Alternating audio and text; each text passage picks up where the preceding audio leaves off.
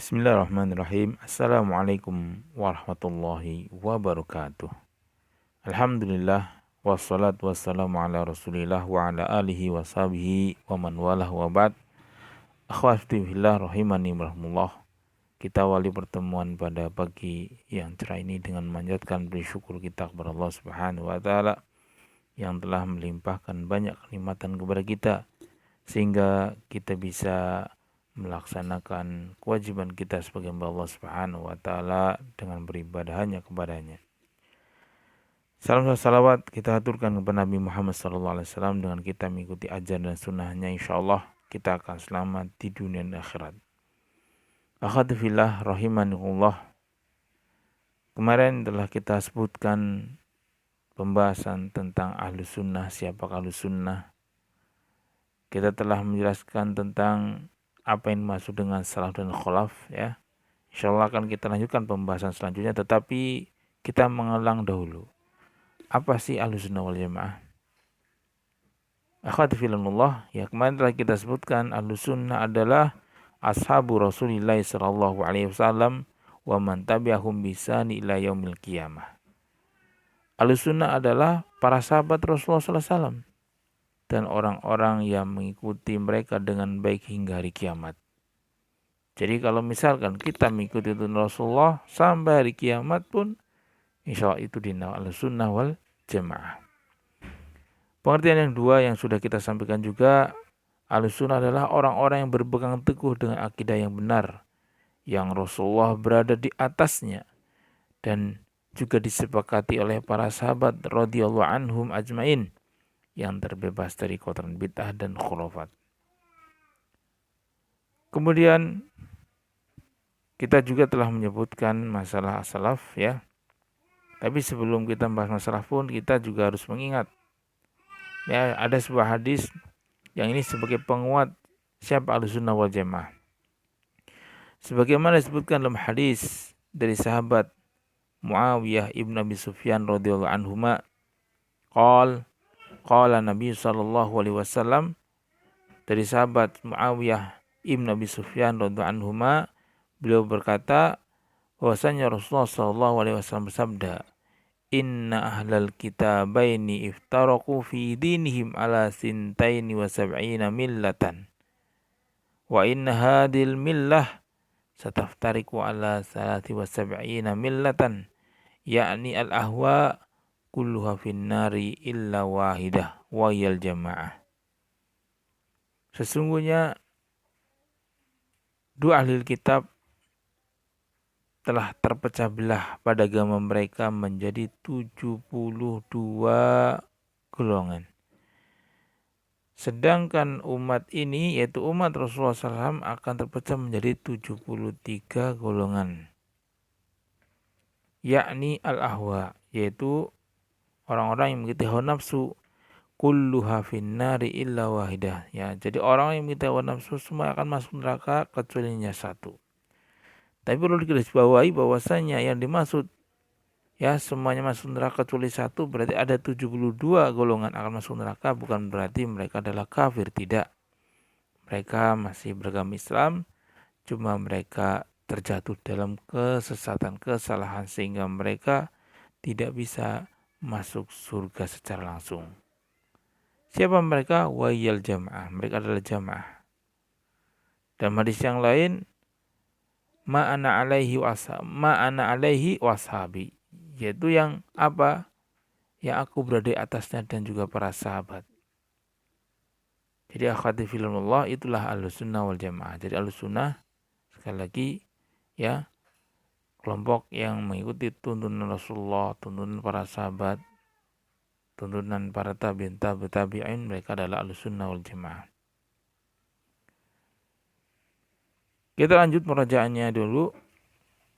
Kemudian kemarin juga kita telah sebutkan bahwasanya salaf secara bahasa ada al-jamaah al-mutaqaddimun, yaitu kelompok yang terdahulu. Adapun secara istilah, salaf adalah ashabun Nabi sallallahu alaihi wasallam wa man tabi'ahum wasaru ala tariqatihim min a'immatid din min ahlil quruni salasatil mufaddalah. Salaf secara istilah adalah para sahabat Nabi Muhammad SAW dan orang-orang yang mengikuti mereka, yang berjalan di atas mereka dari 3 imam agama ini, dari kalangan 3 generasi yang dimuliakan Allah Subhanahu wa taala. Jadi mereka adalah para sahabat, para tabi'in dan tabi'in. Inilah as-salaf. Makanya Rasulullah SAW pun pernah bersabda, khairun nasi qarni, tsummal ladina yalunahum, tsummal ladina yalunahum.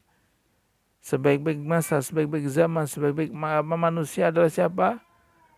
Yaitu masanya saya, di mana di situ ada para sahabat radhiyallahu anhum. Kemudian setelah mereka yaitu para tabi'in, muridnya para sahabat. Kemudian setelah mereka itu muridnya para tabi'in, yaitu tabi'in. Ini. Jadi ketika orang mengikuti manhaj para sahabat, para tabi'in, mereka dikatakan Ahlussunnah wal Jamaah, juga dikatakan para salaf. Adapun khalaf secara bahasa adalah al-mutaakhir, yaitu orang yang datang belakangan, atau kullu man yaji'u ba'da man madha, yaitu setiap orang yang datang setelah yang terdahulu. Adapun secara istilah, khalaf adalah man khalafa tariqatan Nabi sallallahu alaihi wasallam wa ashabihi fi babil aqaid kal khawarij war rafidhah wa kahlil kalamil ladina qaddamul aqlal basyariyah ala nususi syar'iyyah kal jahmiyah wal mu'tazilah wal asyairah wal qadariyah wal murji'ah wa ghairihim. Adapun khalaf adalah secara istilah adalah orang yang menyelisihi jalannya Nabi Muhammad SAW, jalannya para sahabat radhiyallahu anhum pada bab atau pada pembahasan tentang akidah. Seperti siapa? Khawarij, Rafidhah. Begitu juga seperti ahli kalam yang mereka mengedepankan akal manusia daripada nas-nas syar'i. Seperti siapa? Jahmiyah, Mu'tazilah, Asy'ariyah, Qadariyah, Murji'ah dan selain mereka. Dari penamaan saja sudah jelas khalaf. Khalafa itu orang yang menyelisih jalannya Rasulullah sallallahu alaihi wasallam. Nah, adapun orang yang menisbatkan pada salaf dimulakan salafi, adapun orang yang menisbatkan kepada nama khalafi, tapi perlu dipahami ya sebagaimana telah kita sampaikan pada pertemuan yang lalu. Ya, jadi khalaf itu pun atau khalafi itu pun bisa diartikan juga orang yang belakang, tapi ya ketika mereka berpegang teguh kepada Ahlussunnah wal Jamaah dari segi akidah, dari segi manhaj, mereka pun tetap juga dikatakan Ahlussunnah wal Jamaah. Nah, sekarang kita lanjut pembahasan selanjutnya adalah khosaisul aqidatul islamiyah. Kekhususan akidah Islamiyah atau karakteristik akidah Islamiyah. Akhwati fillah, sebagaimana kita ketahui, perkara akidah adalah perkara yang urgen, perkara yang sangat-sangat dasar sebagai pangkal ya adanya sesuatu yang di atasnya. Maka kita sebagai Ahlussunnah wal Jamaah yang mengedepankan akidah, mengedepankan tauhid, maka kita harus tahu apa sih ciri khasnya supaya kita menjadi orang yang memiliki akidah dengan akidah yang benar. Khususan atau karakteristik akidah Islamiyah pertama adalah al-ghaib. Bahwasanya akidah Islamiyah memiliki sifat aqidatun ghaibiyatun, akidah ghaib. Ya, sebagaimana kita ketahui al-ghaibu apa? Ma ghaba 'anil hissi fala yudriku fala yudraku bi syai'in minal hawasil khamsi. Ma ghaba 'anil hissi, sesuatu yang tidak dijangkau oleh panca indera, sesuatu yang tidak bisa diketahui oleh panca indera. Yang mana sesuatu tersebut tidak bisa diketahui dengan 5 panca indera yang kita miliki. Tidak bisa didengar, tidak bisa dilihat, tidak bisa diraba, tidak bisa dicium, tidak bisa dicicipi dan seterusnya. Karena akidah Islamiyah semuanya itu apa? Wajib setiap seorang hamba mengimaninya dan meyakininya ini adalah perkara gaib. Seperti apa? Ketika kita beriman kepada Allah. Meskipun hari ini kita di dunia belum bisa melihat Allah, tapi kita bisa melihat kebesaran Allah. Kita meyakini. Kita beriman kepada para malaikat. Meskipun kita tidak pernah melihat, tapi kita yakin bahwasanya malaikat adalah perkara gaib dan ada, wajib kita imani. Beriman kepada kitab-kitabnya, beriman kepada rasulnya, beriman kepada hari akhir, beriman kepada qadar. Ya, kita harus meyakini ini semuanya. Kemudian kaitan dengan azab kubur dan nikmat kubur. Ya jangan sampai ketika kita belum merasakan terus kita menolak, jangan sampai. Karena sesuatu yang belum kita rasakan belum tentu itu pasti tidak terjadi. Bisa jadi terjadi, bisa jadi tidak. Tetapi itu semuanya kalau kaitan dengan akidah Islamnya harus kita imani keberadaannya. Apalagi Allah Subhanahu wa taala telah memberikan ciri orang yang bertakwa adalah apa? Mereka adalah orang yang mengimani perkara gaib.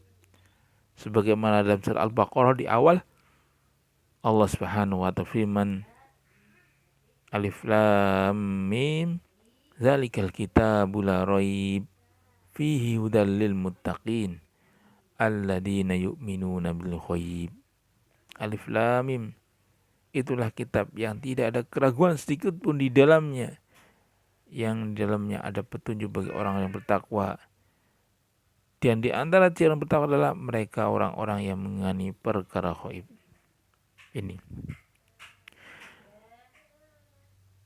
Jadi akhwati fillah, ya, pertama yang harus kita pahami ciri atau karakteristik akidah Islam pertama perkara gaib. Kemudian karakteristik kedua adalah annaha aqidatun tauqifiyatun, bahwasanya akidah Islamiyah adalah memiliki sifat akidah tauqifiyah. Apa yang maksud tauqifiyah? Yaitu akidah yang berlandaskan dengan Al-Quran dan berlandaskan dengan apa-apa yang sahih dari sunnah Rasulullah SAW, yang mana di dalamnya tidak ada pintu ijtihad, dan ini sumbernya adalah sumber yang pasti, yaitu Al-Quran dan sunnah yang sahih. Jadi jangan sampai ketika kita mengimani tentang Allah terus kita berijtihad, Allah di atas arsy, Allah lagi tidur, Allah sedang istirahat, na'udzubillah. Tidak boleh kita mengatakan seperti itu. Ini hanya contoh saja ucapan ini. Ya, jadi tidak ada ijtihad. Semuanya dasarnya Al-Quran dan Sunnah yang sahih. Makanya di sini disebutkan, ya, wadzalika anna al-aqidata sahihata la budda fiha minal yaqinil jazim. Oleh karena itu bahwasanya akidah Islam, akidah sahihah itu wajib di dalamnya adanya apa? Keyakinan yang kuat. Fala antakuna masadiruha majzuman bisihatiha, maka wajib referensi sumber-sumber akidah Islamiyah adalah apa? Sesuatu yang pasti atas kebenarannya. Wa hadza la yujadu illa fi kitabillahi wa ma sahha min sunnati rasulih sallallahu alaihi wasallam. Dan ini kita tidak bisa dapati kepastian kebenarannya kecuali di dalam Al-Quran dan di dalam sunnah yang sahihah. Dan ini adalah ya dua sumber yang memang harus kita pegang dalam masalah akidah Islamiyah. Adapun sumber-sumber yang lain yaitu kaitan dengan sumber zonniyah seperti kias, akal manusia, ini tidak bisa jadikan sumber. Ini tidak bisa. Ya, ini hanya sebagai penguat saja. Ini sebagai penguat saja. Maka di sini disebutkan, ya, walai fa inna jami'al masadir dhanniyah kal qiyasi wal aqlil bashari la yasihu an takuna masadirun, ya, la yasihu an takuna masadirun lil aqidah. Adapun semua sumber-sumber dhanniyah, semua sumber-sumber yang ya bersifat sangkaan, ya berkaitan dengan akidah Islam ini seperti kias, akal manusia, ini tidak sah, tidak benar, menjadi sumber dalam masalah akidah.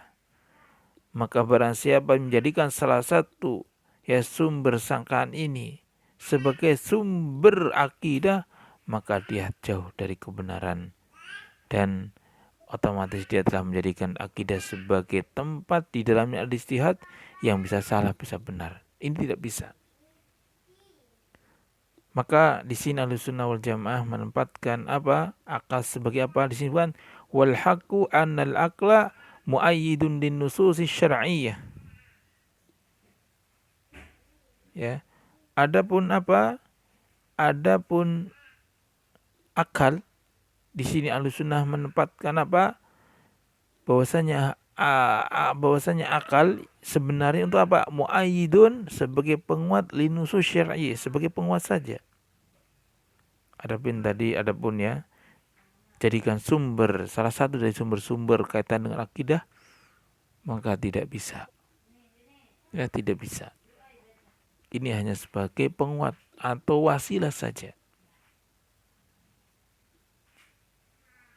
Na'udzubillah min dzalik. Kalau misalkan ada orang yang mengedepankan akal daripada Al-Quran dan Sunnah, padahal Allah Subhanahu wa taala telah berfirman, ya ayyuhalladzina amanu la tuqaddimu baina yadillahi wa rasulih. Wahai orang beriman, janganlah engkau lancang, janganlah kau mendahului Allah dan Rasulnya. Kemudian setelah kita mengetahui karakteristik dan mengetahui yang bukan landasan akidah, yaitu kias, akal, dan benda manusia adat kebiasaan, kita juga harus tahu kaitan dengan sifat pertengahan Ahlussunnah wal Jamaah. Akhwati fillah, di sini disebutkan ada 5 landasan dalam masalah akidah yang harus kita pahami, di mana Ahlussunnah berada di posisi tengah. Berada di posisi tengah yang mana sikap pertengahan ini adalah sikap yang harus kita ikuti. Langsung saja, sikap pertengahan Ahlussunnah pertama bab ibadah, bab asma wa sifat, bab qada dan qadar, bab janji baik dan ancaman, bab janji yang mana ini janji kaitan dengan kebaikan atau sesuatu yang menggembirakan, dan bab ancaman, wa'id, dan bab para sahabat Nabi Muhammad SAW. Mungkin saya cukupkan pembahasan ini. Insyaallah nanti akan kita lanjutkan pembahasan selanjutnya, dan insyaallah kita akan menjelaskan tentang sifat pertengahan Ahlussunnah dalam 5 landasan ini. Itu saja, kurang lebih maaf. Subhanallah, asyhadu an la ilaha illa anta astaghfiruka wa atubu ilaik. Assalamualaikum warahmatullahi wabarakatuh.